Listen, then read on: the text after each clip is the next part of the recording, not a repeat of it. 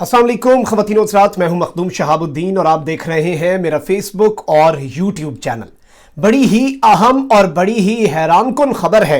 Saudi अरब और मुत्तहदा अरब अमारात जो हैं, इनके दरमियान जो लड़ाई थी, इनके दरमियान जो मसाइल हैं वो बढ़ते जा रहे हैं और ये बिल्कुल एक दूसरे को तबाह करने के दहाने पर आ चुके हैं। मोहम्मद बिन सलमान वर्सेस बिन जैद, मुत्तहदा अरब अमारात के वली अहद और सऊदी अरब के जो वली अहद हैं, इनके दरमियान एक तो हालात बड़े कशीदा हैं और अब बिन जैद ने एक बड़ा ही अहम पत्ता फेंका है और वो है सऊदी इकोनॉमी को तबाह करने का एक पत्ता।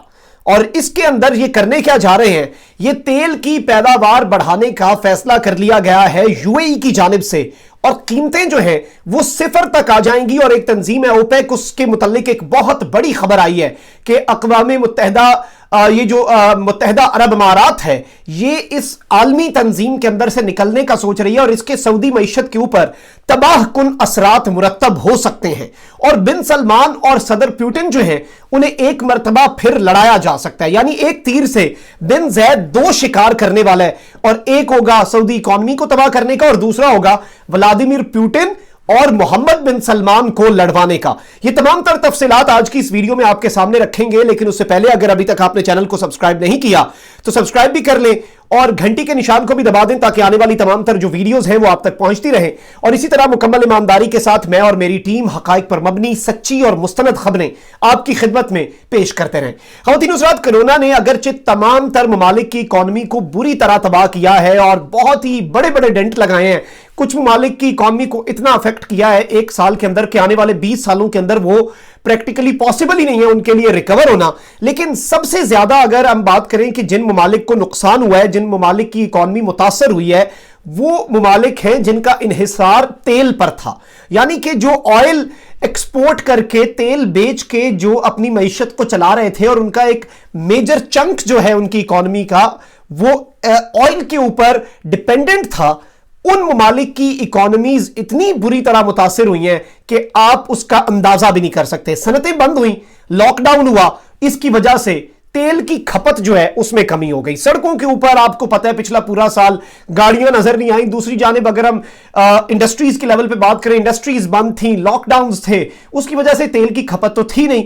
उसके अंदर क्या हुआ कि तारीखी कमी आई और तेल की जो कीमतें हैं वो आसमान से जमीन तक आ पहुंची। आपको अमेरिका का ये याद होगा कि वो नेगेटिव तक में चला गया था तेल, कि आप पल्ले से पैसे ले लें, स्टोरेज तक के हमारे पास इसके पैसे नहीं हैं, आप बस ये तेल लेके जाएं। ये खबर आई थी जिसने बड़ा ही दिलचस्प एंगल लिया और पूरी दुनिया में इसकी बड़ी ही खबरें हुई। अब अगर मैं आपको एक बात बताऊं, एक तंजीम है OPEC, organisation of petroleum exporting countries. ये ओपेक जो है, इसके इजलास होते हैं और ये तमाम तर ममालिक जो है ये उनकी एक ऑर्गेनाइजेशन है जो तेल एक्सपोर्ट करते हैं, पूरी दुनिया को तेल देते हैं। इसके अंदर बेसिकली 13 ममालिक हैं और इसका जो हेडक्वार्टर है वो वियना ऑस्ट्रिया के अंदर है। और ओपेक, अलबत्ता वियना जो ऑस्ट्रिया जो है वो ओपेक का मेंबर नहीं है लेकिन वहां पर है। अब इसके अंदर बहुत से ममालिक हैं और सारे अहम ममालिक जो कि ऑयल एक्सपोर्ट करते हैं वो है सऊदी अरब, इसका एक बड़ा अहम मेंबर है, रशिया इसका बड़ा एक अहम मेंबर है और सारे इसके अंदर वो सारे ममालिक शामिल हैं। अब इस इजलास के अंदर होता क्या है, ओपेक का अभी एक इजलास चल रहा है जिस तंजीम के मुतालिक मैंने आपको बताया है।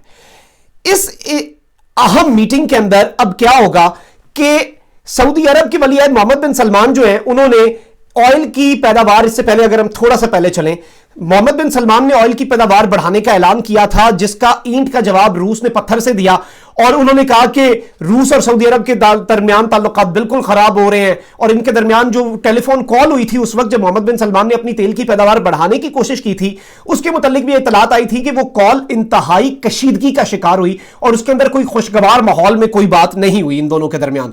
सऊदी अरब ने जब देखा कि रूस उल्टा उसकी पूरी इकॉनमी को तबाह करने का मंसूबा बना चुका है, तो फिर ओपेक का जो तंजीम है जिसके मुतालिक मैंने आपको बताया, इसके प्लेटफॉर्म से रुकन ममालिक का तेल की कीमतें मुस्तहकम रखने की खातिर पैदावार में जनवरी 2021 तक कमी करने का मुत्तफिका फैसला हुआ था। अब ओपेक प्लस तंजीम की एक अहम मीटिंग हो रही है और ये ओपेक प्लस है।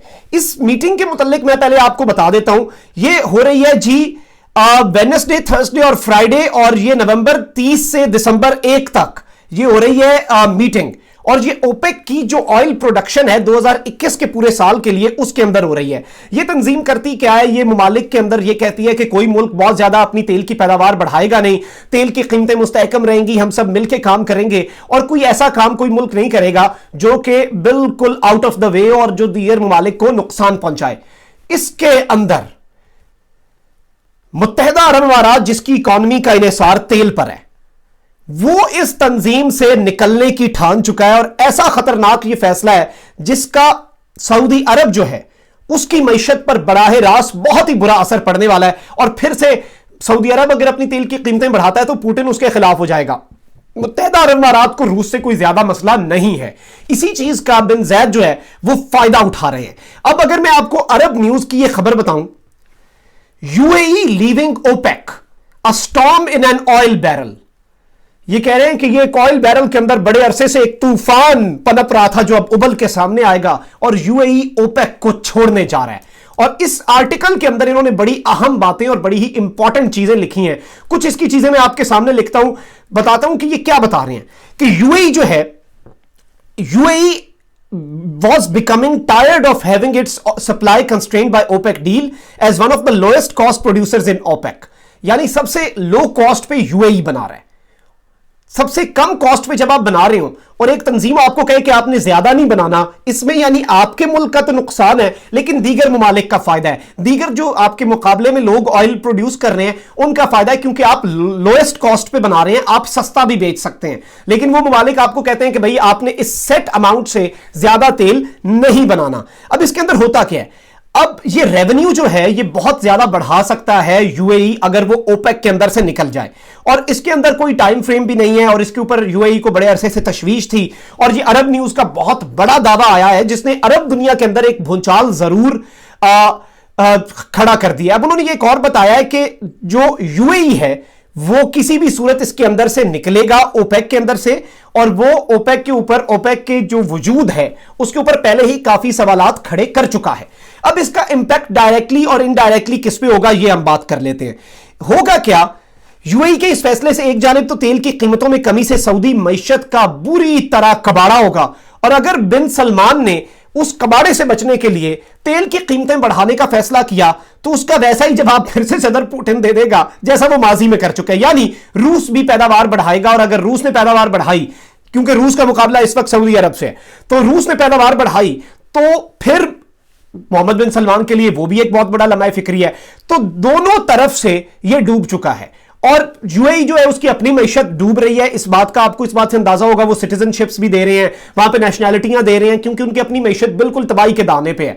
तो वो अपनी मईशत को बचाना चाहते हैं। इसराइल के साथ डील उन्होंने इसलिए की, इसराइल को रिकग्नाइज भी इसीलिए किया क्योंकि वो सिर्फ और सिर्फ अपनी मईशत को बचाना चाहते हैं। तो इस वक्त बिन ज़ैद क्या कर रहा है, वो कह रहा है कि खुद तो डूबे हैं सनम, तुझको भी ले डूबेंगे।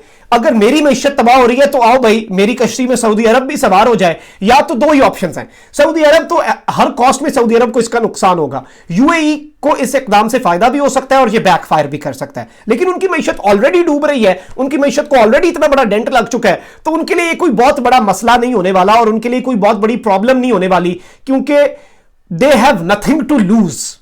It's Mohammad bin Salman who has everything to lose। उसके लिए दोनों सूरतों में इसके अंदर घाटा ही घाटा है। यूएई तो ऑलरेडी तबाह हो रहा है, वो एक आखिरी कोशिश जैसे डूबते को तिनके का सहारा, वो इस तिनके को पकड़ के एक स्ट्रेटेजी चलना चाह रहा है। वेस्ट उसके साथ है, इसराइल को तस्लीम करने की वजह से मोहम्मद बिन सलमान की वैसे ही वेस्ट के अंदर जो इन्फ्लुएंस है वो खत्म हो रही है। तो इस पूरी सूरत हाल को समझने की जरूरत है कि ये किस तरफ जा रही है। मखदूम साहब को इजाजत दीजिए, अपना बहुत ख्याल रखिएगा, अपने इर्द गिर्द लोगों का भी बहुत ख्याल रखिएगा और इस मुल्क पाकिस्तान का भी बहुत ख्याल रखिएगा। अल्लाह निगहबान, पाकिस्तान जिंदाबाद।